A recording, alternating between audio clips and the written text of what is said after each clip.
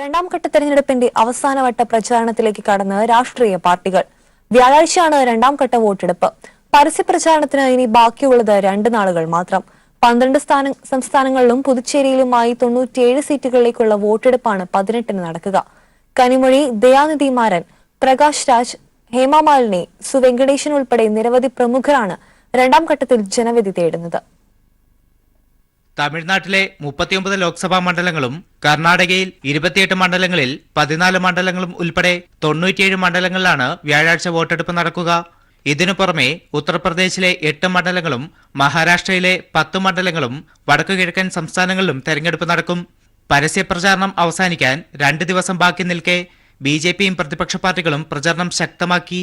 തമിഴ്നാട്ടിൽ 30 മുതൽ 33 സീറ്റ് വരെ ലഭിക്കുമെന്ന പ്രതീക്ഷയിലാണ് DMK. അതേസമയം 2014-ൽ 37 സീറ്റുകളും ലഭിച്ച AIADMKയ്ക്ക് കനത്ത തിരിച്ചടി ലഭിക്കുമെന്നാണ് വിലയിരുത്തലുകൾ. ജയലളിതയും കരുണാനിധിയും ഇല്ലാത്ത തെരഞ്ഞെടുപ്പെന്ന പ്രത്യേകതയും ഇത്തവണയുണ്ട്. DMKയ്ക്ക് വേണ്ടി കനിമൊഴി ഉൾപ്പെടെയുള്ള പ്രമുഖർ ജനവിധി തേടുന്നു. കനിമൊഴി തൂത്തുക്കുടിയിൽ നിന്നും, ദയാനിധിമാരൻ, A. രാജ എന്നിവർ ചെന്നൈ സെൻട്രൽ, നീലഗിരി എന്നിവിടങ്ങളിൽ നിന്നുമാണ് ജനവിധി തേടുക. CPIM സ്ഥാനാർത്ഥിയായ സു വെങ്കടേശൻ മധുരയിൽ നിന്നും ജനവിധി തേടും. CPIM-ന് ഏറെ വിജയപ്രതീക്ഷയുള്ള സ്ഥാനാർത്ഥിയാണ് സു വെങ്കടേശൻ. അതേസമയം കർണാടക ശക്തമായ പോരാട്ടത്തിനാകും സാക്ഷിയാകുക. കോൺഗ്രസ് JDS സഖ്യം BJPക്ക് ഉയർത്തുന്നത് കനത്ത വെല്ലുവിളിയാണ്. BJPക്ക് വേണ്ടി നളിൻ കുമാർ കട്ടീൽ, ദേവഗൌഡ എന്നിവർ ജനവിധി തേടുന്നുണ്ട്. മാണ്ഡ്യയിൽ നിന്ന് സുമലത BJP സ്വതന്ത്രയായാണ് മത്സരിക്കുക. സുമലതയ്ക്കെതിരെ മത്സരിക്കുന്നത് മുഖ്യമന്ത്രി കുമാരസ്വാമിയുടെ മകനാണ്. ഇതോടെ മാണ്ഡ്യയിലെ പോരാട്ടവും ശക്തമായി കഴിഞ്ഞു. JDSഉം കോൺഗ്രസും തർക്കങ്ങൾക്കൊടുവിൽ അവസാന നിമിഷമാണ് സഖ്യത്തിലായതെങ്കിലും മികച്ച വിജയം കാഴ്ചവെക്കാനാകുമെന്ന പ്രതീക്ഷയാണ് കുമാരസ്വാമിയും പങ്കുവയ്ക്കുന്നത്.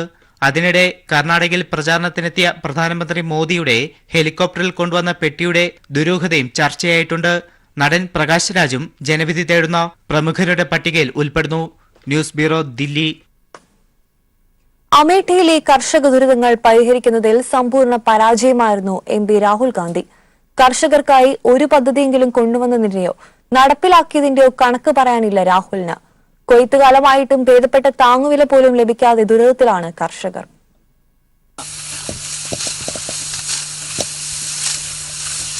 അമേഠിയിലെ ഗോതമ്പ് പാടങ്ങളിൽ കൊയ്ത്തുകാലത്തിന്റെ ആവേശമൊന്നുമില്ല. എത്ര കൊയ്തെടുത്താലും ദുരിതങ്ങളുടെ വരമ്പത്ത് തളയ്ക്കപ്പെട്ടിരിക്കുന്നു ഈ കർഷകർ. കൊയ്ത്തുകാലം തുടങ്ങിയതോടെ 20 രൂപയുണ്ടായിരുന്ന ഗോതമ്പിന്റെ വില ഇടിഞ്ഞ് 15 രൂപയെത്തി. ഇനിയും വില താഴാനാണ് സാധ്യത. എന്നാൽ താങ്ങുവില ഉറപ്പാക്കാൻ ഒരു ചെറുവിരലനക്കം രാഹുൽ ഗാന്ധിയുടെ ഭാഗത്തു നിന്നുണ്ടായില്ല. ഒരു ചോദ്യം പോലും സഭയിൽ രാഹുൽ 5 വർഷത്തിനിടയിൽ കർഷകർക്ക് വേണ്ടി ഉരിയാടിയില്ല. 5 വർഷത്തിനിടെ 18ഓളം രീതിയിൽ MP ഫണ്ട് വിനിയോഗിച്ചുവെന്ന് രാഹുൽ ഗാന്ധിയുടെ ഓഫീസ് പറയുന്നു. എന്നാൽ ഇതിൽ ഒരിടത്ത് പോലും കർഷകർക്ക് ഗുണം ലഭിക്കുന്ന എന്തെങ്കിലും ചെയ്തതിന്റെ തെളിവുകളില്ല. अरे गेहूं का दाम तो अभी तो 1500 रुपया लेते हैं क्विंटल में, किलो 1500 रुपया क्विंटल. 2000 മുതൽ 2014 വരെ രാഹുൽ ചെയ്തതെന്ന് പറഞ്ഞ് കോൺഗ്രസ് പരസ്യപ്പെടുത്തിയ വൻ നേട്ടങ്ങളുടെ പട്ടികയാണിത്. ഇതിൽ ഒരിടത്തും കർഷകന് വേണ്ടി എന്തെങ്കിലും ചെയ്തതായി കാണാനാകില്ല. ഇന്നും പരമ്പരാഗത കൃഷിരീതി അവലംബിക്കുന്ന ഇവിടെ ഒരു കൃഷി വിജ്ഞാന കേന്ദ്രം പോലുമില്ല. ഇതിനായി ആരും ഇടപെട്ടതുമില്ല. സബ്സിഡി ഇല്ലാതെയാണ് കർഷകർക്ക് വളം ലഭിക്കുന്നത്.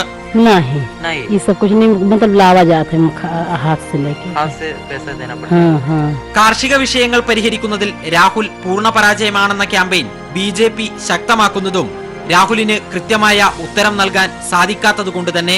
ക്യാമറാമാൻ അബ്ദുൽ സിയസിനൊപ്പം ശരത് കെ ശശി. ഇടതുപക്ഷത്തിനെതിരെ മത്സരിക്കുന്നതിലൂടെ കോർപ്പറേറ്റുകളുടെ താൽപര്യം സംരക്ഷിക്കുമെന്ന സന്ദേശമാണ് രാഹുൽ ഗാന്ധിയും കോൺഗ്രസും നൽകുന്നതെന്ന് ഓൾ ഇന്ത്യ കിസാൻ സഭ ദേശീയ പ്രസിഡന്റ് അശോക് ദാവ്ളെ. കോർപ്പറേറ്റ് വൽക്കരണത്തിനെതിരെ പാർലമെന്റും പുറത്തും ശക്തമായ പോരാട്ടമാണ് ഇടതുപക്ഷം നടത്തുന്നത്. അത് ശക്തിപ്പെടുത്തുകയാണെന്നും അദ്ദേഹം വയനാട്ടിൽ വാർത്താ സമ്മേളനത്തിൽ പറഞ്ഞു. 2004-ൽ UPA സർക്കാർ അധികാരത്തിലേറിയപ്പോൾ ഇടതുപക്ഷം നൽകിയ പിന്തുണ കോർപ്പറേറ്റുകൾക്ക് തിരിച്ചടിയായി. അന്ന് പൊതുമേഖലാ സ്ഥാപനങ്ങൾ സ്വകാര്യവൽക്കരിക്കാനുള്ള നീക്കവുമായി UPAക്ക് മുന്നോട്ടു പോകാൻ കഴിയാതിരുന്നത് ഇടത് സമ്മർദ്ദം കൊണ്ടായിരുന്നു. കൂടാതെ മഹാത്മാഗാന്ധി തൊഴിലുറപ്പ് പദ്ധതി നടപ്പാക്കുവാനും വനാവകാശ സംരക്ഷണ നിയമം കൊണ്ടുവരാനും കഴിഞ്ഞു. ഇതൊന്നും കോർപ്പറേറ്റുകൾക്ക് ഗുണകരമായിരുന്നില്ല. ഈ നയങ്ങൾ സ്വീകരിച്ച ഇടതുപക്ഷത്തിനെതിരെ മത്സരിക്കാനാണ് രാഹുൽ ഗാന്ധി വരുന്നതെന്നും അദ്ദേഹം പറഞ്ഞു. That is the Congress message which they want to give to the whole corporate India.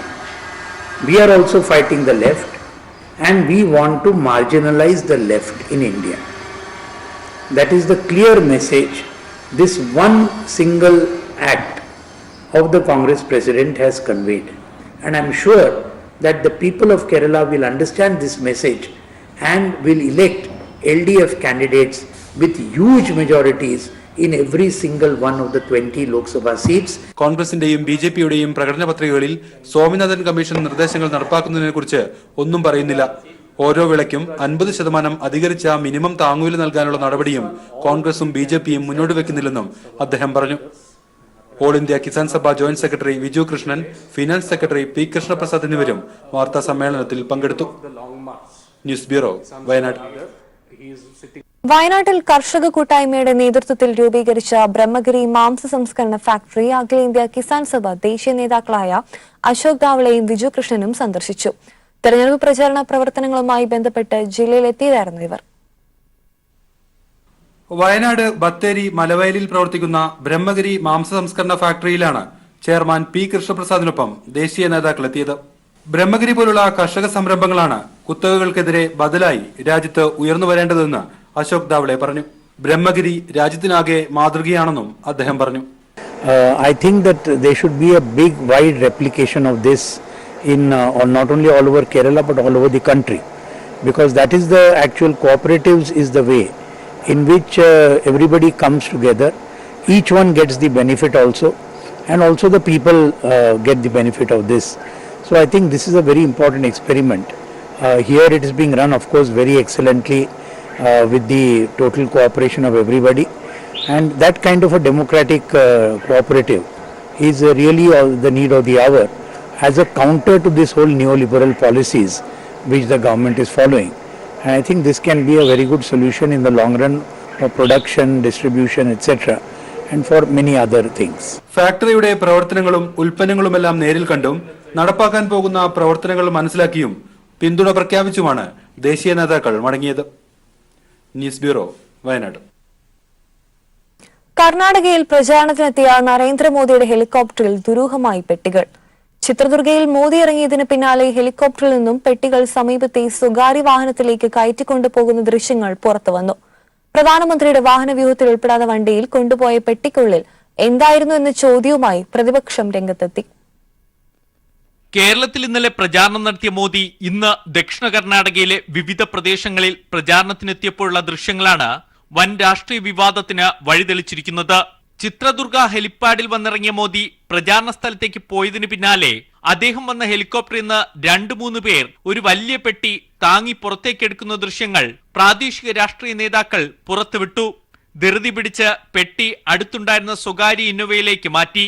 വാഹനമുടൻ അവിടെ നിന്നും ഓടിച്ചുപോയി. പ്രധാനമന്ത്രിയുടെ വാഹനവ്യൂഹത്തിൽ ഉൾപ്പെടാത്തതാണ് ഈ വണ്ടി. കർണാടകയിലെ ജനതാദൾ സെക്യുലർ ഔദ്യോഗിക ട്വിറ്ററിൽ ദൃശ്യങ്ങൾ ട്വീറ്റ് ചെയ്തു. മുഖ്യമന്ത്രിമാരുടെ വാഹനങ്ങൾ പോലും പരിശോധിക്കുന്ന തെരഞ്ഞെടുപ്പ് കമ്മീഷൻ പ്രധാനമന്ത്രിയുടെ ഹെലികോപ്റ്ററിൽ ഉണ്ടായിരുന്നത് എന്താണെന്ന് പരിശോധിക്കണമെന്ന് ജനതാദൾ ആവശ്യപ്പെട്ടു. പെട്ടിക്കുള്ളിൽ പണമായിരുന്നോ, ക്രമക്കേട് വരുത്തിയ EVMകളായിരുന്നോ എന്ന ചോദ്യവുമായി കർണാടകയിലെ കോൺഗ്രസ് നേതാക്കളും രംഗത്തെത്തി. മോദിയുടെ സ്വകാര്യ സാധനങ്ങൾ ആയിരുന്നുവെന്നാണ് BJP നേതാക്കളുടെ വാദം. എന്നാൽ സുരക്ഷാ ഉപകരണങ്ങളടക്കം വാഹനങ്ങൾ പോലും നേരത്തെ എത്തിച്ച ശേഷമാണ് പ്രധാനമന്ത്രിയെ ഒരു സ്ഥലത്തെത്തിക്കുക. അല്ലാതെ പ്രധാനമന്ത്രിയുടെ ഹെലികോപ്റ്ററിൽ സുരക്ഷാ ഉപകരണങ്ങൾ കൊണ്ടുപോകാറില്ല. അതുകൊണ്ട് തന്നെ ഹെലികോപ്റ്ററിൽ നിന്നിറക്കിയ കറുത്ത പെട്ടി വലിയ രാഷ്ട്രീയ വിവാദങ്ങൾക്കാണ് തുടക്കമിട്ടിരിക്കുന്നത്. News bureau, Delhi. അന്തരിച്ച മുൻ additional chief secretary doctor Babu പോളിന്റെ സംസ്കാരം ഇന്ന് വൈകിട്ട് 4-ന് കുറുപ്പംപടി യാക്കോബായ പള്ളിയിൽ വെച്ച് നടക്കും. എഴുത്തുകാരനും പ്രഭാഷകനുമായി തിളങ്ങിയ ബാബു പോൾ ഹൃദ്രോഗത്തെ തുടർന്നാണ് തിരുവനന്തപുരത്തെ സ്വകാര്യ ആശുപത്രിയിൽ വെച്ച് ശനിയാഴ്ച പുലർച്ചെ അന്തരിച്ചത്. ആശുപത്രിയിലും പൊതുദർശനത്തിന് വെച്ച് പുന്നാർ റോഡിലെ സെന്റ് പീറ്റേഴ്സ് യാക്കോബായ പള്ളിയിലും രാഷ്ട്രീയ സാംസ്കാരിക മേഖലകളിലെ പ്രമുഖർ അദ്ദേഹത്തിന് ആദരാഞ്ജലികൾ അർപ്പിക്കാനെത്തിയിരുന്നു. അഡീഷണൽ ചീഫ് സെക്രട്ടറിയായി വിരമിച്ച അദ്ദേഹം തദ്ദേശ സ്വയംഭരണ വകുപ്പ് ഓംബുഡ്സ്മാനായും സേവനമനുഷ്ഠിച്ചിട്ടുണ്ട്.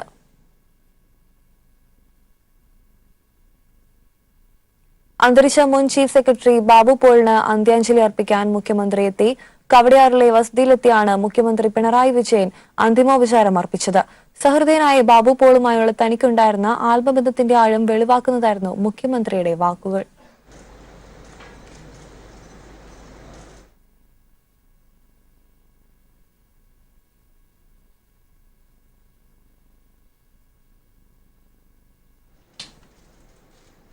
വിവിധ പ്രശ്നങ്ങളിൽ എപ്പോഴും അദ്ദേഹത്തിൻ്റെ ഉപദേശങ്ങൾ ലഭിക്കുമായിരുന്നു. ഇപ്പോൾ സർക്കാരിൻ്റെ ഉത്തരവാദിത്വം വന്ന ഘട്ടത്തിൽ മാത്രമല്ല, അതിനു മുൻപ് തന്നെ വ്യക്തിപരമായി വലിയൊരു സ്നേഹബന്ധം അദ്ദേഹം ഞാനുമായി പുലർത്തിയിരുന്നു. പലപ്പോഴും പല കാര്യങ്ങളും ചുരുക്കം വാക്കുകളിൽ എഴുതി അയക്കുന്ന ഒരു രീതി അദ്ദേഹത്തിനുണ്ടായിരുന്നു. അധികം ഫോൺ ചെയ്യുന്ന രീതികളല്ല, ചിലപ്പോൾ ഒരു ചെറിയ കുറിപ്പാണ് കൊടുത്തയക്കുക. ആ കുറിപ്പിൽ സ്നേഹം തുളുമ്പി നിൽക്കുന്നുണ്ടാകും. എന്നാൽ മറ്റു കാര്യങ്ങൾ എല്ലാം അതിനകത്ത് അടങ്ങിയിട്ടുണ്ടാകും. ഇന്ന് ഓശാന ഞായർ. വിശുദ്ധ വാരത്തിന് തുടക്കം കുറിച്ചുകൊണ്ടുള്ള ലോകമെമ്പാടുമുള്ള ക്രൈസ്തവർ ഇന്ന് കുരുത്തോല പെരുന്നാൾ ആചരിക്കും. ദേവാലയങ്ങളിൽ ഇന്ന് പ്രത്യേക പ്രാർത്ഥനകളും നടക്കും. ക്രിസ്തുദേവന്റെ കുരിശുമരണത്തിന് തൊട്ടുമുൻപായി ജെറുസലേമിൽ പ്രവേശിച്ചതിന്റെ ഓർമ്മ പുതുക്കിയാണ് ഓശാന പെരുന്നാൾ ആചരിക്കുന്നത്. തെരുവിലൂടെ കഴുതപ്പുറത്ത് ജെറുസലേമിലേക്ക് കടന്നു വന്ന യേശു ക്രിസ്തുവിനെ ഒലിവിലകൾ വീശി വരവേറ്റതിന്റെ ഓർമ്മ പുതുക്കൽ കൂടിയാണ് ഓശാന ഞായർ. ക്രൈസ്തവ വിശ്വാസികളുടെ കഷ്ടാനുഭവ ആഴ്ചയുടെ ആരംഭം കൂടിയാണ് ഓശാന ഞായർ. പള്ളികളിൽ വെഞ്ചരിച്ച കുരുത്തോലയുമേന്തി വിശ്വാസികൾ പ്രദക്ഷിണം നടത്തും. പള്ളികളിൽ പ്രത്യേകം പ്രാർത്ഥനകളും നടക്കും. ഓശാനയ്ക്ക് പിന്നാലെ അന്ത്യത്താഴത്തിന്റെ ഓർമ്മ പുതുക്കുന്ന പെസഹ വ്യാഴവും കുരിശുമരണത്തിന്റെ ദുഃഖവെള്ളിയും കടന്ന് ഉയർപ്പിന്റെ ഈസ്റ്ററിലേക്ക് ക്രൈസ്തവ വിശ്വാസികൾ എത്തും. ഇതോടെയാണ് വിശ്വാസവാരത്തിന് സമാപനം ആകുക. ശബരിമലയെ സംരക്ഷിക്കുകയാണ് സർക്കാർ ലക്ഷ്യമെന്ന് മുഖ്യമന്ത്രി പിണറായി വിജയൻ. വർഗീയതയുടെ ഓരം ചേർന്ന് മതനിരപേക്ഷത സംരക്ഷിക്കാനാവില്ലെന്നും കോൺഗ്രസിനും ബിജെപിക്കും ഒരേ സ്വരമാണെന്നും മുഖ്യമന്ത്രി പറഞ്ഞു. അടൂരിൽ വീണ ജോർജ് MLAയുടെ തെരഞ്ഞെടുപ്പ് പരിപാടി ഉദ്ഘാടനം ചെയ്ത് സംസാരിക്കുകയായിരുന്നു അദ്ദേഹം. ഇടതുമുന്നണി സ്ഥാനാർത്ഥിയായ വീണ ജോർജിന്റെ പ്രചാരണ പ്രവർത്തനങ്ങൾക്ക് പിന്തുണയേകാനാണ് മുഖ്യമന്ത്രി പിണറായി വിജയൻ അടൂരിലെത്തിയത്. വീണ ചേച്ചിക്കൊരു വോട്ട് എന്ന സന്ദേശമുയർത്തി ബാലസംഘത്തിന്റെ നേതൃത്വത്തിൽ നടന്ന കലാജാഥയുടെ അവതരണത്തോടെയാണ് സമ്മേളന പരിപാടികൾ ആരംഭിച്ചത്. സ്ത്രീകളും കുട്ടികളും യുവാക്കളും അടക്കമുള്ള ജനസഞ്ചയം ആവേശത്തോടെയാണ് അടൂരിൽ നടന്ന തെരഞ്ഞെടുപ്പ് പ്രചാരണ യോഗത്തിലേക്ക് എത്തിച്ചേർന്നത്. മുഖ്യമന്ത്രി സമ്മേളന വേദിയിലെത്തിയതോടെ ആവേശം വാനോളമുയർന്നു. വർഗീയതയുടെ ഓരം ചേർന്ന് മതനിരപേക്ഷത സംരക്ഷിക്കാനാകില്ലെന്ന് പൊതുയോഗം ഉദ്ഘാടനം ചെയ്തുകൊണ്ട് മുഖ്യമന്ത്രി പറഞ്ഞു. കോൺഗ്രസ് വർഗീയതയുമായി ചേർന്നു നിന്നു പോകാനാണ് ആഗ്രഹിക്കുന്നത്. നാടിന്റെയും രാഷ്ട്രത്തിന്റെയും പ്രധാന തീർത്ഥാടന കേന്ദ്രമായ ശബരിമലയുടെ സംരക്ഷണമാണ് സർക്കാരിന്റെ ലക്ഷ്യമെന്നും ശബരിമലയുടെ സമാധാനാന്തരീക്ഷം തകർക്കാനുള്ള സംഘപരിവാർ ശ്രമം തകർന്നടിഞ്ഞതായും മുഖ്യമന്ത്രി വ്യക്തമാക്കി. ശബരിമലയില് കാണിക്കിടാൻ പാടില്ല എന്ന് പറഞ്ഞുകൊണ്ട് പ്രചരണം നടത്തിയവരാരായിരുന്നു? ശബരിമലയിൽ വരുന്ന ഭക്തരെ ശാരീരികമായി തടയാൻ, ആക്രമിക്കാൻ സന്നദ്ധരായവർ ആരായിരുന്നു? സന്നിധാനത്ത് കേന്ദ്രീകരിച്ച് കുഴപ്പങ്ങൾ ഉണ്ടാക്കാൻ ശ്രമിച്ചവർ ആരായിരുന്നു? എല്ലാം സംഘപരിവാറുകാരായിരുന്നു. അവർക്ക് വേണ്ടത് എന്തായിരുന്നു? ആ ഘട്ടത്തിൽ ശബരിമല ഉത്സവം സമാധാനപരമായി നടക്കാൻ പാടില്ല, ഏതെങ്കിലും തരത്തിൽ അതിനെ അലങ്കോലപ്പെടുത്തണം. എന്നാൽ മറ്റേത് കാലത്തിൽ നിന്നും വ്യത്യസ്തമായി വന്ന തീർത്ഥാടകർക്കെല്ലാം ശരിയായ രീതിയിൽ ദർശനം നടത്താനും ആവശ്യമായ സൗകര്യങ്ങൾ ഒരുക്കാനും ഈ കഴിഞ്ഞ തവണ സാധിച്ചു എന്നല്ലേ നമ്മുടെ അനുഭവം. തുടർന്ന് കോന്നിയിൽ നടന്ന തെരഞ്ഞെടുപ്പ് യോഗത്തിന്റെ ഉദ്ഘാടനവും മുഖ്യമന്ത്രി പിണറായി വിജയൻ നിർവഹിച്ചു. തെരഞ്ഞെടുപ്പ് കമ്മിറ്റി പ്രസിഡന്റ് ഡി സജി അധ്യക്ഷനായ ചടങ്ങിൽ സെക്രട്ടറി PB ഹർഷകുമാർ സ്വാഗതം പറഞ്ഞു. CPIM സംസ്ഥാന സെക്രട്ടേറിയറ്റ് അംഗം KJ തോമസ്, ജില്ലാ സെക്രട്ടറി KP ഉദയഭാനു, സംസ്ഥാന കമ്മിറ്റി അംഗങ്ങളായ R Unnikrishna Pillai, advocate K Ananthagopan, CPI ജില്ലാ സെക്രട്ടറി AP ജയൻ തുടങ്ങിയവരും യോഗത്തിൽ സന്നിഹിതരായി. News bureau, Pathanamthitta. സ്ത്രീ സുരക്ഷ ഉറപ്പുവരുത്തുമെന്ന് പറഞ്ഞ് അധികാരത്തിലേറിയ മോദി സർക്കാരിന്റെ കഴിഞ്ഞ 5 വർഷത്തിലാണ് ഇന്ത്യയിൽ സ്ത്രീകൾ ഏറ്റവും കൂടുതൽ ആക്രമിക്കപ്പെട്ടതെന്ന് CPI ദേശീയ എക്സിക്യൂട്ടീവ് അംഗം ആനി രാജ. വിശ്വാസമല്ലാതെ മറ്റൊന്നും ഉയർത്തി വോട്ട് നേടാൻ പറ്റാത്ത ഗതികേടിലാണ് ഇപ്പോൾ BJP.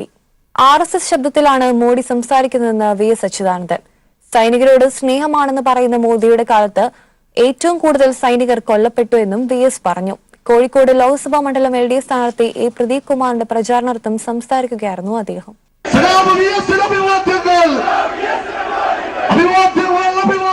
BJPയുടെയും കോൺഗ്രസിന്റെയും ജനവിരുദ്ധ നയങ്ങൾക്കെതിരെ രൂക്ഷ വിമർശനം ഉന്നയിച്ചായിരുന്നു VS അച്യുതാനന്ദൻ സംസാരിച്ചത്. RSSന്റെ ശബ്ദത്തിലാണ് മോഡി സംസാരിക്കുന്നത് എന്ന് VS അച്യുതാനന്ദൻ പറഞ്ഞു. തെരഞ്ഞെടുപ്പ് കാലത്ത് സൈനികരോട് സ്നേഹമാണെന്നാണ് മോദി പറയുന്നത്. എന്നാൽ മോദിയുടെ കാലത്താണ് ഏറ്റവും കൂടുതൽ സൈനികർ കൊല്ലപ്പെട്ടത്. അധ്വാനിക്കുന്ന ജനതയുടെ കൂടെയാണ് എന്നും ഇടതുപക്ഷമെന്നും ന്യൂനപക്ഷങ്ങളെയും സ്ത്രീകളെയും എക്കാലവും പരിഗണിക്കുന്നത് ഇടതുപക്ഷം മാത്രമാണെന്നും അദ്ദേഹം പറഞ്ഞു. തിരഞ്ഞെടുപ്പ് കാലത്ത് മോദിക്ക് പട്ടാളക്കാരോട് വലിയ സ്നേഹമാണ്. പക്ഷേ മോദി അധികാരത്തിൽ വന്ന ശേഷമുള്ള വർഷങ്ങളാണ് ഏറ്റവും കൂടുതൽ സൈനികർ അതിർത്തികളിൽ മരിച്ചു വീണു. യുദ്ധവിമാനങ്ങൾ വാങ്ങുന്നതിൽ പോലും കൈയിട്ടു വാരുകയാണ്. ജനകീയ MLA എന്നാണ് പ്രദീപ് കുമാർ അറിയപ്പെടുന്നത്. കോഴിക്കോട് ലോക്സഭാ മണ്ഡലം പ്രദീപ് കുമാറിന്റെ കയ്യിൽ സുരക്ഷിതമായിരിക്കുമെന്നും അദ്ദേഹം വ്യക്തമാക്കി. കോഴിക്കോട് പാർലമെന്റ് മണ്ഡലം സഹാവ് പ്രദീപ് കുമാറിന്റെ കൈകൾ സുരക്ഷിതമാണെന്നത് ഞാൻ ഉറപ്പു നൽകുന്നു. പ്രദീപ് കുമാറിന്റെ പ്രചരണാർത്ഥം നടന്ന റാലിയിൽ ആയിരങ്ങളാണ് പങ്കെടുത്തത്. സ്ത്രീകളും കുട്ടികളും ഉൾപ്പെടെ വൻ ജനാവലിയാണ് പരിപാടിയിൽ ഒത്തുചേർന്നത്. News bureau, Kozhikode. വർഗീയ ചേരിതിരിവിന് പുറമെ പാവപ്പെട്ടവന്റെ അന്നം മുടക്കാനും UDF നീക്കം. കഴിഞ്ഞ 1000 ദിവസമായി കൊല്ലം ജില്ലാ ആശുപത്രിയിൽ ഡിവൈഎഫ്ഐ നടത്തുന്ന ഹൃദയസ്പർശം എന്ന പൊതിച്ചോറ് വിതരണ പദ്ധതിക്കെതിരെയാണ് തെരഞ്ഞെടുപ്പ് ചട്ടലംഘനമെന്ന് ആരോപിച്ച് UDF പരാതി നൽകിയത്. വ്യത്യസ്ത മതവിഭാഗങ്ങളിൽ ഭിന്നിപ്പുണ്ടാക്കി വോട്ട് തട്ടാൻ നടത്തിയ നീചശ്രമത്തിന് പിന്നാലെ പാവപ്പെട്ടവന്റെ അന്നം മുടക്കാൻ ശ്രമിക്കുന്ന UDFനെതിരെ കൊല്ലം ജില്ലാ ആശുപത്രിയിൽ നടത്തിയ പ്രതികരണം. 3 വർഷം കൊണ്ട് ഞാൻ ഇവിടുന്ന് ചോറ് വാങ്ങിക്കുന്നു. 3 വർഷം ഞങ്ങൾ ഈ 2 മാസം ആശുപത്രി കിടപ്പാണ്. ഞങ്ങൾക്ക് അന്ന് വരെ ഇന്ന് വരെ ഇവിടുന്ന് ചോറ് കൊണ്ടാണ് ഞങ്ങൾ നിൽക്കുന്നത്. ഞങ്ങൾ പാവത്തുങ്ങളാണ്. ഞങ്ങൾ ബാലഗോപാൽ സാറിന് മാത്രമേ വോട്ട് ചെയ്യത്തുള്ളൂ. ഞങ്ങളെ കുടുംബം മൊത്തവും ഏതെല്ലാം സ്ഥലത്തു നിന്നുള്ള ആൾക്കാർ രോഗിയായിട്ട് ഇവിടെ കിടക്കുന്നുണ്ട്. ആ കൂട്ടിരിപ്പുമായിരിക്കും ഈ ഒരു നേരത്തെ അന്നം കിട്ടുന്നത്. അത് വലിയ കാര്യമാണ്. അത് അവർ ഈശ്വരൻ ദൈവമേ എന്ന് പറഞ്ഞുകൊണ്ട് അവർ 2 കൈ നീട്ടി മേടിച്ച് അവർ ആ ഭക്ഷണം കഴിക്കുന്നത്. അത് ഇല്ലാതാക്കുന്ന പ്രേമേന്ദ്രനെ അത് ഒരിക്കലും ഗുണം പിടിക്കത്തില്ലെന്നേ പറയത്തുള്ളൂ. പാവപ്പെട്ടവർക്കായി നൽകുന്ന ഉച്ചയൂണ് വിതരണം ചെയ്യുന്നവർ എതിർ സ്ഥാനാർത്ഥിയായ KN ബാലഗോപാലിന്റെ ചിത്രമുള്ള ടീഷർട്ട് ഇട്ടെന്ന് കാണിച്ച് തെരഞ്ഞെടുപ്പ് ചട്ടലംഘനം എന്ന വിചിത്ര പരാതിയാണ് NK പ്രേമചന്ദ്രൻ നൽകിയത്. ഹർത്താൽ ദിവസങ്ങളിൽ പോലും മുടക്കാത്ത ആഹാര വിതരണം തെരഞ്ഞെടുപ്പ് പരാജയഭീതിയിൽ മുടക്കാനാണ് UDF ശ്രമം. ഈ ആരോപണത്തെ ജനകീയമായും നിയമപരമായും നേരിടാൻ തന്നെയാണ് ഡിവൈഎഫ്ഐ തീരുമാനിച്ചിട്ടുള്ളത്. കഴിഞ്ഞ 758 ദിവസമായി കൊല്ലം ജില്ലാ ആശുപത്രിയിലും കടയ്ക്കൽ താലൂക്ക് ആശുപത്രിയിലും ഡിവൈഎഫ്ഐ നൽകുന്ന പൊതിച്ചോറ് ക്യാമ്പയിനെ ഒരു രാഷ്ട്രീയ പ്രചരണത്തിന്റെ വേദിയായും അതുപോലെ തന്നെ അത് തെരഞ്ഞെടുപ്പുമായി ബന്ധപ്പെട്ട് കൂട്ടിക്കലർത്തിക്കൊണ്ട് ഈ പ്രവർത്തനത്തെ തകർക്കുന്നതിന് വേണ്ടിയുള്ള ശ്രമമാണ് കൊല്ലത്തെ UDFന്റെ നേതാക്കന്മാർ ശ്രമിച്ചുകൊണ്ടിരിക്കുന്നത്. പരാജയഭീതി കൊണ്ട UDFന്റെ നേതാക്കന്മാർ ജില്ലാ ആശുപത്രിയിലെ പാവപ്പെട്ട രോഗികൾക്കും കൂട്ടിരിപ്പുകാർക്കും നൽകുന്ന ഈ പൊതിച്ചോർ പ്രവർത്തനത്തെ പോലും തടയിടുന്നതിനും തകർക്കുന്നതിനും വേണ്ടിയുള്ള ശ്രമമാണ്. അതിനെ ഞങ്ങൾ നിയമപരമായും രാഷ്ട്രീയപരമായും സംഘടനാപരമായി നേരിടുന്നതിന് വേണ്ടി തന്നെയാണ് തീരുമാനിച്ചിട്ടുള്ളത്. നൂറുകണക്കിന് നിർധനരുടെ പ്രതീക്ഷയായ ഒരു നേരത്തെ ആഹാരം പോലും മുടക്കി നേട്ടമുണ്ടാക്കാനുള്ള ശ്രമങ്ങൾ സമൂഹമധ്യത്തിലും ചർച്ചയായി. നിലവിൽ വർഗീയ പരാമർശത്തിന്റെ പേരിൽ പ്രേമചന്ദ്രന് തെരഞ്ഞെടുപ്പ് കമ്മീഷൻ നോട്ടീസ് നൽകിയിരുന്നു. ഇതുപോലുള്ള നിരവധി പേരാണ് ഇവിടെ ഡിവൈഎഫ്ഐയുടെ ഹൃദയസ്പർശം എന്നുള്ള ഈ പൊതിച്ചോറ് വിതരണ ഇതിൽ നിന്ന് ഭക്ഷണം വാങ്ങുന്നതും കഴിക്കുന്നതും. ഇതിനെതിരെയാണ് UDFന്റെ പരാതി. കൊല്ലത്ത് നിന്ന് ക്യാമറമാൻ പ്രമോദ് പന്തിയോടിനൊപ്പം രാജ്കുമാർ. LDF സ്ഥാനാർത്ഥി VN വാസുവിന് പാലായിൽ ഉജ്ജ്വല വരവേൽപ്പ്. റബ്ബറിന്റെ രാഷ്ട്രീയം വോട്ട് ബാങ്കുകളെ സ്വാധീനിക്കുന്ന പാലായിലെ ജനങ്ങൾ ഒന്നടങ്കം ഇരമ്പെത്തിയാണ് സ്ഥാനാർത്ഥിയെ സ്വീകരിച്ചത്. പാലാ നഗരത്തെ സാക്ഷിയാക്കി ആയിരങ്ങൾ അണിനിരന്ന് റോഡ് ഷോയും നടന്നു.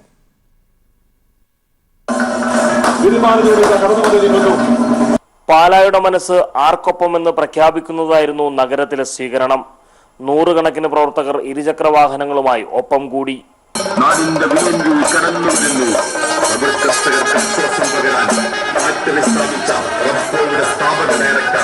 ജനസാഗരത്തിന് നടുവിലൂടെ തുറന്ന വാഹനത്തിൽ മുന്നോട്ട് നീങ്ങിയ സ്ഥാനാർത്ഥി പാതയോരങ്ങളിൽ കാത്തുനിന്നവരെ അഭിവാദ്യം ചെയ്തു. പൂക്കളും പഴവർഗ്ഗങ്ങളും കാർഷിക ഉൽപ്പന്നങ്ങളുമായി കാത്തുനിന്നവർ സ്ഥാനാർത്ഥിക്ക് വിജയാശംസകൾ നേർന്നു.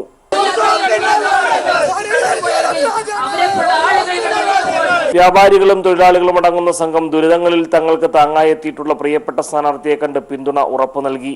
VN വാസവനൊപ്പം കൈകോർത്ത് വികസന രാഷ്ട്രീയത്തെ എന്നും ഹൃദയത്തോട് ചേർത്ത് നിർത്തുമെന്ന പ്രഖ്യാപനമായിരുന്നു പാലായിലെ റോഡ് ഷോയിൽ പ്രകടമായത്. റോഡ് ഷോയ്ക്ക് ശേഷം സ്ഥാനാർത്ഥിയുടെ പര്യടനം വെള്ളഞ്ചൂരിൽ സമാപിച്ചു. News bureau, Kottayam. കാസർഗോഡ് ലോക്സഭാ മണ്ഡലത്തിലെ LDF സ്ഥാനാർത്ഥി KP സതീഷ് ചന്ദ്രന്റെ മണ്ഡലത്തിലെ മൂന്നാം വട്ട പൊതുപ്രചാരണ പരിപാടി സമാപിച്ചു. വ്യക്തികളെയും സ്ഥാപനങ്ങളെയും സന്ദർശിച്ചുള്ള വോട്ട് അഭ്യർത്ഥന ഇനിയുള്ള ദിവസങ്ങളിലും തുടരും.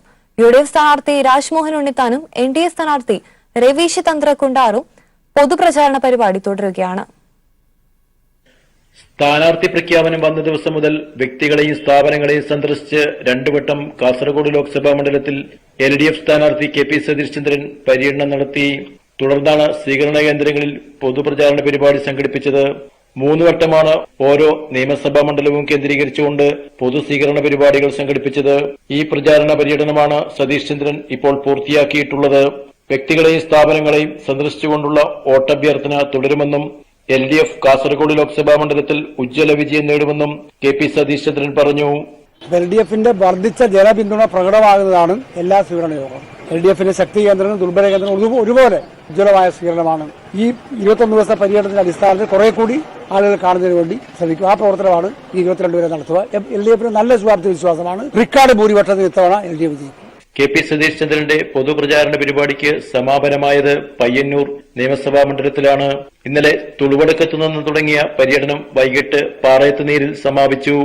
പൊതു സ്വീകരണത്തിന്റെ ഭാഗമായി കാസർഗോഡ് ലോക്സഭാ മണ്ഡലത്തിൽ 10,000ങ്ങളാണ് LDF സ്ഥാനാർത്ഥി KP സതീഷ് ചന്ദ്രനെ സ്വീകരിച്ചത്. UDF സ്ഥാനാർത്ഥി രാജ്മോഹൻ ഉണ്ണിത്താൻ മഞ്ചേശ്വരം മണ്ഡലത്തിലും NDA സ്ഥാനാർത്ഥി രവീഷ് തന്ത്രികുണ്ടാർ കാഞ്ഞങ്ങാട് മണ്ഡലത്തിലും ഇന്നലെ പ്രചാരണം നടത്തി. വൈകി സ്ഥാനാർത്ഥി പ്രഖ്യാപനം വരികയും പ്രചാരണം ആരംഭിക്കുകയും ചെയ്ത ഇരുവരുടെയും പൊതുപര്യടന പരിപാടി തുടരുകയാണ്. News bureau, Kasaragod.